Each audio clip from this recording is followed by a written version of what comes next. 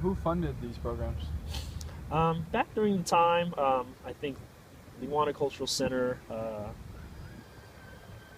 was on the receiving end of various kind of public grants. So there was a lot of grant writing that happened initially that allowed us to have some funding to work with and operate, which was great.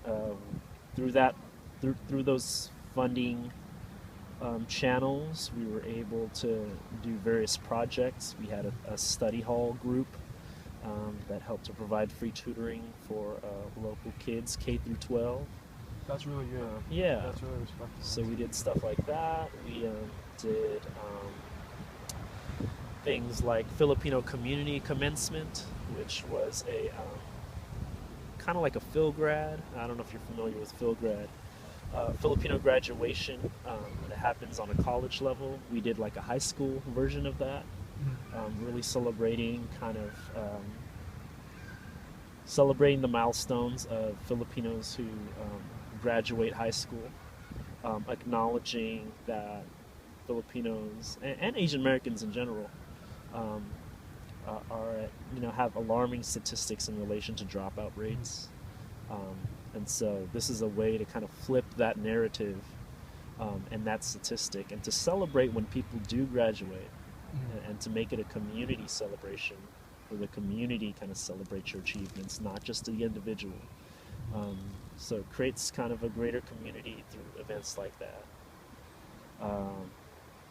Do you feel that some programs are underfunded Programs in general? in the Daly City community? Oh yeah, I think so. Like which ones? Well, for example, I think we work closely with the Daly City Rec and Library.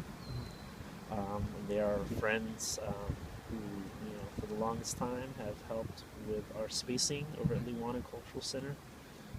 They have gone through multiple waves of cuts over the years, and their programming and staffing has been dramatically cut and subsidized because of larger cuts on either a city level or a state level that has impacted public programming. Sadly enough, what ended up happening was the Iwana Cultural Center had to do a major kind of reshifting at one point in time, because though grant writing is great, we were also operating on a part-time basis. We didn't have any full-time people actually working on funding alone. We were doing it out of our spare time.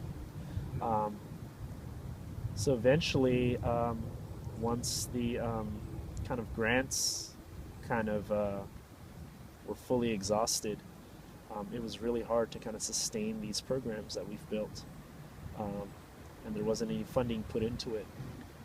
So eventually we had to scale back on those programs that we built. Those programs at this point in time don't exist. And so we knew that we needed to kind of restructure things, and so we took on what we would call, we kind of shifted away from the nonprofit model and really focused more on a grassroots approach, which is like going back to basics, build people power. If we can get enough people involved to engage in the community work, we can still sustain a lot of the same work, but just through people power, as opposed to like relying so heavily on public funding. Yeah. So that's kind of where we're at now at the stage in our organizing, where it's a lot more grassroots type of work. What do you feel that Daly City is lacking? Well, for one, I'm engaged in community organizing. There's two organizations, a cultural center, two cultural centers that provide services for the Filipino community. I don't think that necessarily matches kind of like how many Filipinos are in Daly City. So I would like to see more programs established that mirror kind of the huge demographic of Filipinos in Daly City. And I'm talking about, like substantial things like cultural organizations, um, more funded kind of youth programming. Um, Things like that, I Okay. think, could be important. And also, just basic services that I think address the conditions of Filipinos in general in Daly City. I mean, you know, immigration issues are always a big deal. I mean, there's been countless stories of like ICE raids that have happened. What's that? Um, ICE raids are basically like raids by the government cracking down, looking for like undocumented immigrants. Um, those things have happened in our neck of the woods, in our very own backyards. Um, that devastate immigrant families. I mean, it breaks the family units apart. Um, and I think there's definitely should be more looks into more comprehensive immigration reform of what that looks like, because I think ICE raids aren't necessarily the way to go. They're traumatic. Yeah. They're hurtful. Um, a lot of my students have lost their homes, so like the housing situation, though people say like the economy's like improving, people are still losing their homes in Daly City, so that's a really important thing to consider. I would love to see more culturally relevant education in public schools.